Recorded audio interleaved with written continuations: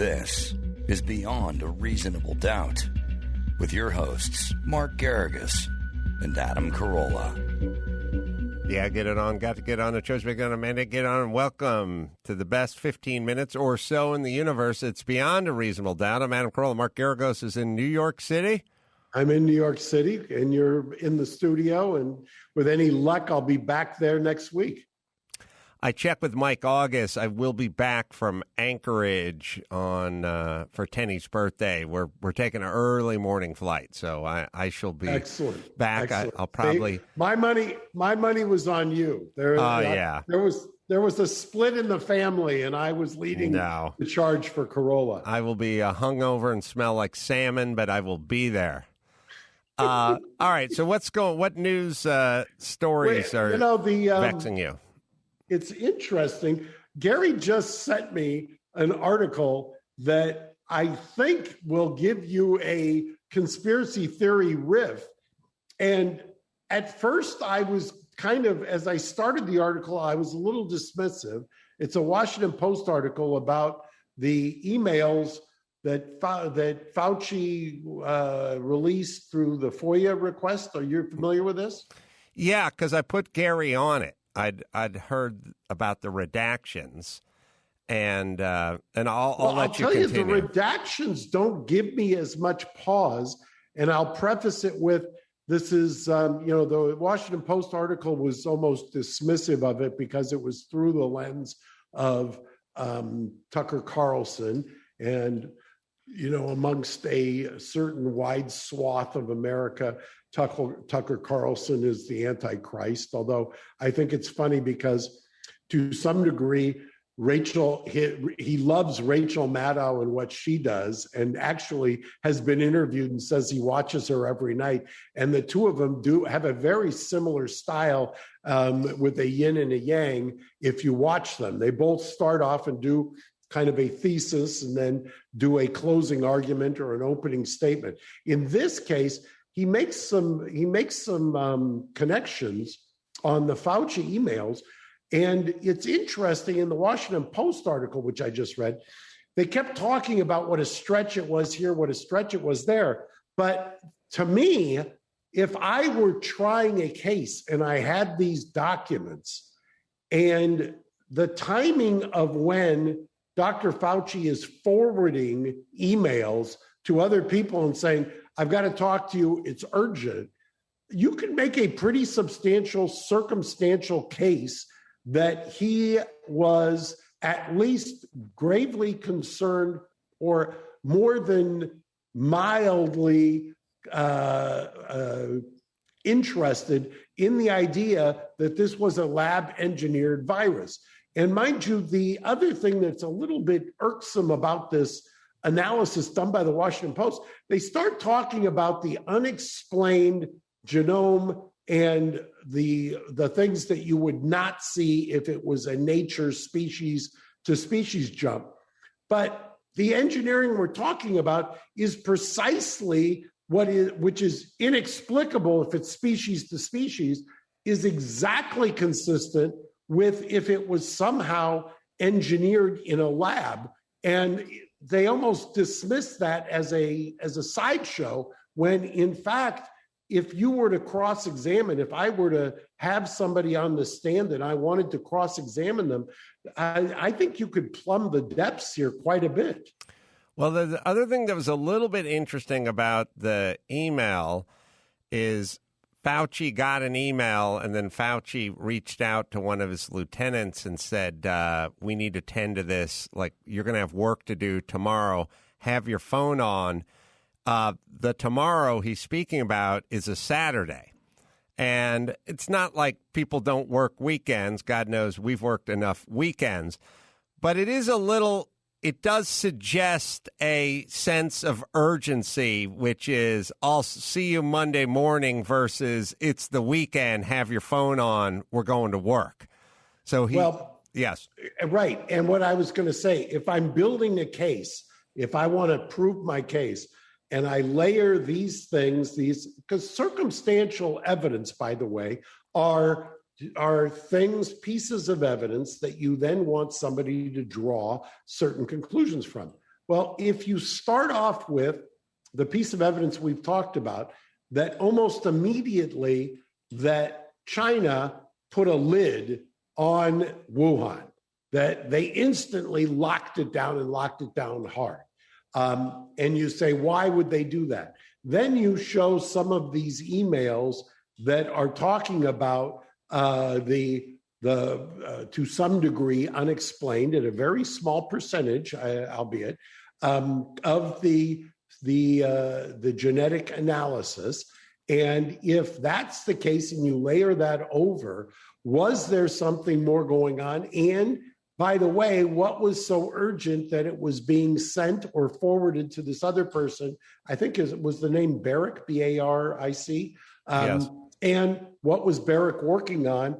And what does that tell you? And what is it? And by the way, I would ask the question, well, if it wasn't this, what was it?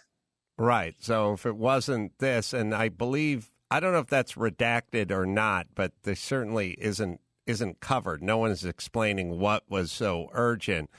Also, I always blame the press, because I was talking to Dr. Drew about it, and I did this little mind experiment in terms of the press staying out of it, not questioning anyone who had the lab leak theory, or questioning everyone who had the lab leak theory and calling it unsubstantiated and crackpot theories and stuff like that. I said, all right, forget about Wuhan, forget about China. Imagine if this virus came out of Texas. Let's just say the virus came out of Waco, Texas, and there was a military facility that did gain-of-function experimentations on viruses of this nature. And then somebody from the Texas lab said, there's nothing to see here, CNN. It came from an armadillo. Do you think CNN would go, all right, we'll take your word for it, moving on, and then call anyone who thought it came from the military lab in Waco a crackpot? Or I'll go a step further. Take our friend Adam Schiff. And then Adam Schiff started saying, you know what? I don't think this thing came from an armadillo. I think this thing may have came from the military facility that works on viruses of this nature. Do you think the entire press would turn on him and call him a crackpot theory? That's fucking insane. This is all the press not looking where they should have been looking, and intentionally not looking where they should have been looking. You know, the idea that you've got the lab there, and that the lab is admittedly has studies on viruses, then you layer over, if you want to add something else, you would add in, why were there restrictions on the World Health Organization delegation that went there? Then you layer in the 3 people who apparently were working in that lab and became very sick sometime in late fourth quarter of 2019. You start to get to in a civil case, unlike a criminal case, which is beyond a reasonable doubt, kind of funny. In a civil case, you've got a preponderance or clear convincing. Basically, it's more than 50%. You're starting to get perilously close to not only surviving a directed verdict if you're bringing a lawsuit here, but actually getting to a jury and having a jury decide whether or not there is liability on behalf of the people either at the laboratory or funding the laboratory, or they're conceivably, you don't get immunity for covering up something where there is, we've heard for years the cover up is worse than the crime. I'm not talking about in criminal sense. I'm talking about in a civil sense, whether you could attach liability for somebody who is trying to obstruct what is coming out. And mind you, there's quite a I don't know about you, but I get it all the time at the office. There's quite a number of people who thinks that there needs to be some civil liability attached to what happened here. Civil liability means somebody needs to be held accountable. There needs to be some kind of a a robust investigation as opposed to, what we're doing right now. Well, I'll just, I won't put on my attorney hat, but just my common sense hat. I go back to a little saying I like to say, which is stupid or liar. Is it possible that Fauci was not privy to the lab information? Now, according to the timeline, he found out 2 weeks ago. Maybe. Is that physically possible to have a man in his position with the connections he has, with the information that he's privy to have not known about this? I say no. He would certainly have to know about this in his position. And then to actively dismiss the theory, that's probably where the liability comes in. Because they will prove that he knew about it. And it's also interesting, as I always say, that he was something other than agnostic. He shouldn't have been dismissive. He should have said, I don't know, could have come from the lab. We don't know. We're going to have to find out. But he was dismissive of the theory, and that suggests to me that he did find out. Because you wouldn't be dismissive of the theory if you didn't have an agenda. If you were, I gave Drew this analogy. You tell me what you think. I think here's my synopsis of what's going to happen with Fauci. I think it's my gun in the nightstand theory, which is you have a gun in your nightstand. You're not going to use it on anybody. You're not going to hurt anybody with it. It's there for home protection, but it's not put in a safe. And the ammunition, and it's loaded. But you still didn't really do anything. But one day you come home and you see the gun is gone. And you go, oh, shit, where's the gun? Then the next day you hear that the neighbor kid was shot. And now you go, oh, shit, somebody stole my gun and shot the neighbor kid. I'm fucked. And then somebody says, you know what? I think it was a gangbanger who shot the neighbor kid in a drive-by. And you go, oh, yeah, that's exactly what happened. That's what happened. The neighbor. And then I go on the news. I go, did you hear about the gangbanger? He shot the neighbor kid. They're still looking for him. But that's what happened. And I'm thinking, oh, fuck, bullet dodge, pardon the pun, which is I wasn't nefarious. Like, I wasn't trying to harm anyone with this gun, but I did kind of store it carelessly, and it would have gotten back to me. There would have been some liability. I would have been in trouble. So when you do the theory of the drive-by with the gangbanger, which is the pangolin theory, and the bat theory, I go, oh, yeah, that's what happened. That's exactly what happened. That is my Fauci gun in the nightstand theory. Doesn't make him a criminal, doesn't make him a bad guy, just makes him know something. And when he found out the bat theory, he went, yeah, that's good. That's what happened. That's why I always say you're quite the student of the human condition, and your analogies crack me up. The other story that I was going to lead with today, but you got me sidetracked with, we should call it our Tuesday conspiracy theories, is, I don't know if you saw this yesterday, R. Kelly, who's been both indicted in Illinois and in New York. His lawyer, Steve Greenberg, and I think an associate, moved to be relieved as counsel in the case. And the backstory was the other co-counsel said something like, well, he's not trying to quit, he was fired.